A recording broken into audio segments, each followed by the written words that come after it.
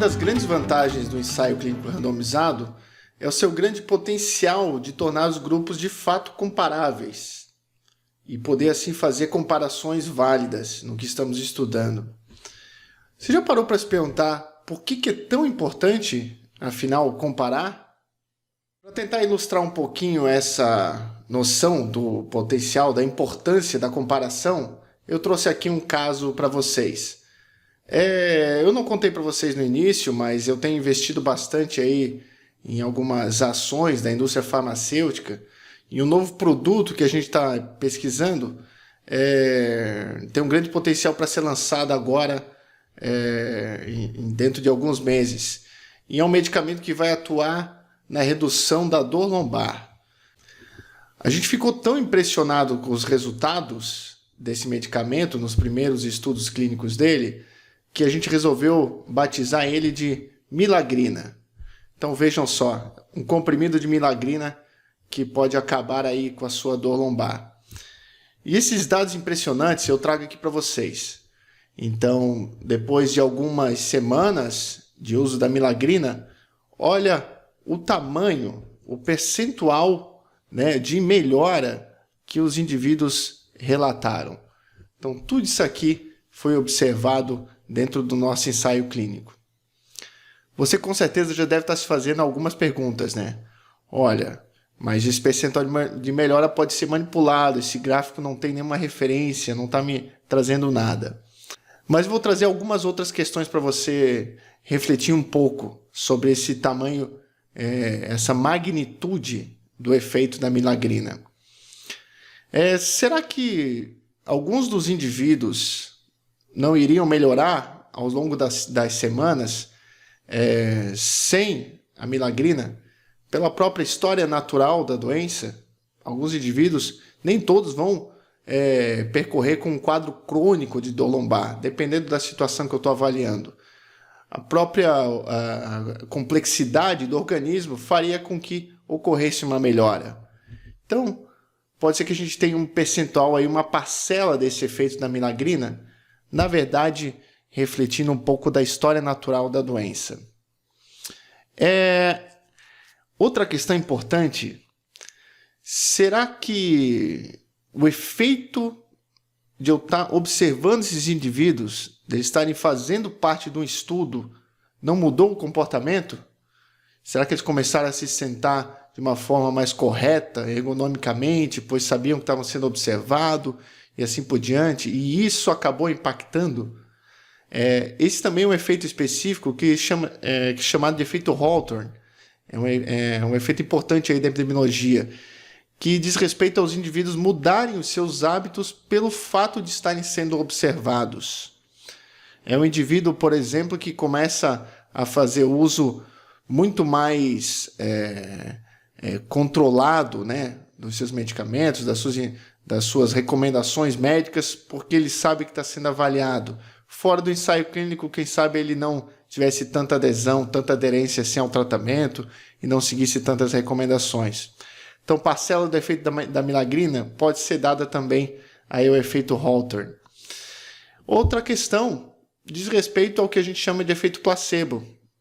Há uma crença, há algum motivo naquele que se perceba uma melhora, que na verdade está associada só ao dado de ele estar recebendo um tratamento e não pelo efeito da molécula em si e a sua interação com os receptores. Então, uma parte ali é o efeito placebo. E aí eu vejo que depois disso tudo, na verdade, de toda aquela parcela grande que eu tinha de melhora com a Milagrina, eu só tenho um percentual aqui, uma parcela pequena de todo esse efeito. Essa é a magnitude de efeito atribuída à Milagrina. Como é que eu ia identificar isso? Apesar de eu saber que existe uma parcela de efeito da história natural, o efeito Hawthorne, placebo, eu não tenho como mensurar isso a não ser fazendo uma comparação. Se eu tivesse aqui um grupo controle que tem as mesmas características, seguiu as mesmas recomendações que foram observadas nos estudos, exceto pela única diferença que é não ter a milagrina. Ou seja, é um grupo extremamente semelhante, onde a única diferença é não ter recebido o comprimido de milagrina.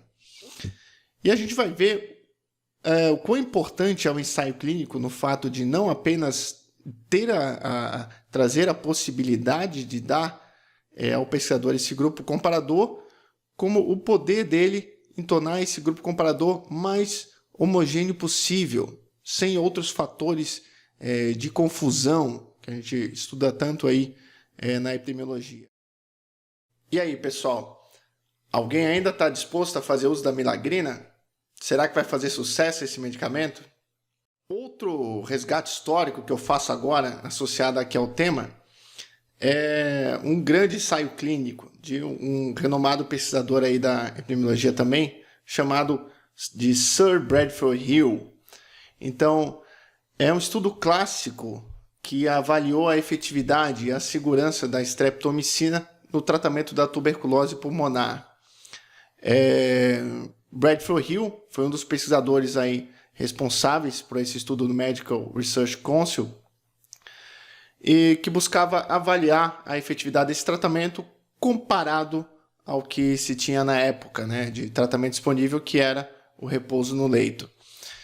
E esse estudo, publicado aí em 1948, é um marco para a pesquisa clínica, porque ele trouxe várias inovações, várias características que formularam aqui a proposta do que seria o nosso padrão ouro de delineamento da pesquisa de novos tratamentos. Primeiro, Bradford Hill não decidiu arbitrariamente quem deveria receber a streptomicina e quem deveria continuar no repouso no leito. Onde seria melhor testar o tratamento? Será que nos pacientes mais graves, nos mais leves? O quão ético seria isso? Então, já se discutia, nessa época, a importância da aleatorização, sobretudo para os testes estatísticos. E Bradford Hill trouxe essa ideia de fazer o sorteio, incluir em envelopes opacos o nome de cada tratamento e sortear para que grupo seria alocado cada indivíduo. Então, os indivíduos foram alocados de maneira aleatória a receber a streptomicina e repouso no leito e outros só repouso no leito. Ainda houve cuidado para que não fosse declarado que aquilo era de fato, que aquilo fazia parte da pesquisa para não ter uma influência. Outra questão importante é que os resultados dessa pesquisa, a avaliação médica foi feita principalmente por três outros profissionais de saúde que não estavam envolvidos, não tinham conhecimento de que grupo estavam, a que grupo pertenciam cada um dos indivíduos. Então, as avaliações das radiografias foram feitas de forma cega, ou um termo hoje também discutido, mascarado, né? Um termo mais apropriado. Eles não tinham conhecimento e aí isso não impactava na sua avaliação. Conseguiu comprovar logo depois de 6 meses o benefício da streptomicina, mas via que também poderia trazer algum dano, né? Já tinha alguns efeitos adversos associados, efeitos colaterais associados ao tratamento. E aí já trazia aí no seu estudo uma ponderação, né, do risco e benefício. Mas esse é um estudo clássico que traz para a gente o desenho do que é o padrão ouro da investigação de novos tratamentos, né? Novas intervenções, sobretudo na pesquisa de medicamentos, na indústria farmacêutica.